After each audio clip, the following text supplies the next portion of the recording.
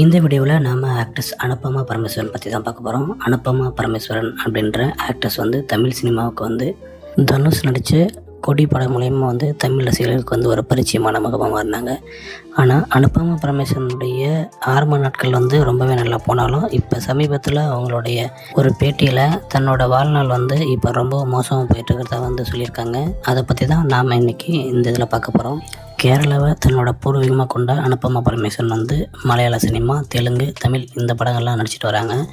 எத்தனை படங்களில் நடித்தாலும் தமிழ் ரசிகர்கள் அப்படின்னாவே எந்த துறையில் இருந்தாலும் சரி அவங்களுடைய லுக்குக்கும் அவங்களுடைய கிளாமருக்கும் என்றைக்குமே அதிகமான வேல்யூ கொடுக்கக்கூடிய ரசிகர்கள் தமிழில் தான் இருக்காங்க.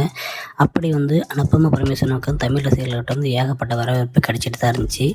ஆனால் சமீபத்தில் அவங்க ஒரு பைசன் அப்படின்ற ஒரு படத்தில் நடித்தாங்க. அது மூலயமா அவங்களுக்கு ஏற்பட்ட அந்த கசப்பான உணர்வு தான் சமீபத்தில் அவங்க அதிகமான பேட்டியில் வெளிப்படுத்திட்டு வராங்க. தெலுங்கு சினிமாவில் தன்னுடைய ஜேர்னியை சந்தோஷமாக அனுபவிச்சுட்டு இருந்த அனுபமாவுக்கு ஒரு அடி அடித்தது தான் தில்லி ஸ்கொயர். இந்த படத்தில் சக்கப்போடு போடும் அந்த ஒரு இதாக ஏகப்பட்ட கிளாமர் சீனு, கிஸ் சீனு அப்படின்னு சொல்லி அள்ளி தெளிச்சிருப்பா தன்னுடைய கிளாமரை. அப்படி சுகபோக வாழ்க்கையை வாழ்ந்துட்டு இருந்த அனுபமாவுக்கு ஒரு பேரிடியாக இறங்கின படம் தான் பைசன் அப்படின்ற படம். இந்த படத்தை தமிழில் மாரி செல்வராஜ் இயக்கியிருந்தார். அவருடைய அந்த படத்தில் நடித்த பிறகு தான், அதாவது அனுபமாவுக்கும் அந்த படத்தினுடைய ஹீரோ துருவ் விக்ரம் இருக்கார் பார்த்தியா, அதாவது விக்ரம், நடிகர் விக்ரமுடைய மகன், அவங்களுக்கும் இவங்களுக்கும் ஒரு மிகப்பெரிய கனெக்ஷன் உருவாகிருக்கு. அதை லவ்வுன்னு சொல்லி சொன்னாங்க.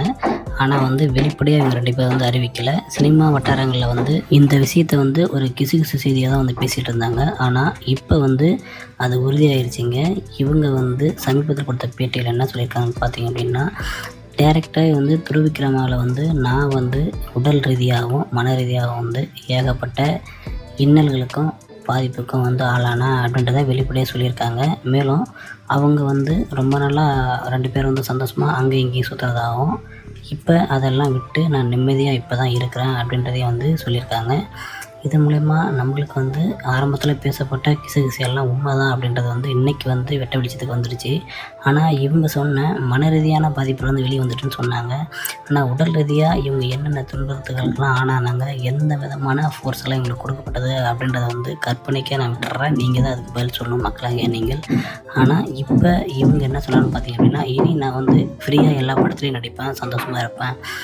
நான் தான் இப்போ தான் ஒரு ரிலாக்ஸாக என்னுடைய அந்த மனசில் இருக்கிற அந்த கரைகள்லாம் போயிடுச்சு அப்படின்னு சொல்லி வெளிப்படையாக துருவ் விக்ரம் மேலே ஒரு குற்றச்சாட்டோடு தன்னுடைய பேட்டி கொடுத்துருக்காங்க. இதுக்கப்புறம் இவங்க எப்படி தெலுங்கு சினிமாவில் அந்த தில்லி ஸ்கொயர் படத்தில் எந்த அளவுக்கு தன்னுடைய பர்ஃபார்மன்ஸை வெளிப்படுத்த முடியுமோ, எப்படி கிளாமரை தன்னுடைய ரசிகர்களுக்கு காட்ட முடியுமோ அந்த அளவுக்கு ஒரு எக்ஸ்ட்ரீமான பர்ஃபார்மன்ஸ் பண்ணியிருந்தாங்க.